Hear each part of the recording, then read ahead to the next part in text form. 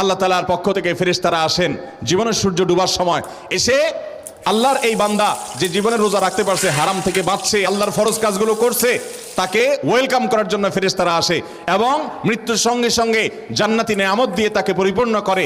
জান্নাতের সাথে কানেকশন শুরু হয়। জীবনের রোজা রাখতে গিয়ে তার অনেক কষ্ট করতে হয়েছে, কারণ সুদের কারবার করে না দেখে ব্যবসাটা বড় করতে পারে নাই, রিলেশনশিপ করে না দেখা অনেক ভালো মেয়ে মিস করেছে, অনেক ভোগ উপভোগকে সে ত্যাগ করতে হয়েছে, সে ঘুষ খায় না দেখে বড়লোক হতে পারে নাই, প্রমোশনটা হয় নাই, কাজটা তার হয় নাই, এরকম অনেক বিপদে সে পড়েছে, অনেক কষ্ট সে করেছে, তারপরও সে রোজাটা ঠিক মতো রেখেছে, অর্থাৎ জীবনের রোজা সে ভাঙে নাই, সে তাকওয়া ধরে রাখছে।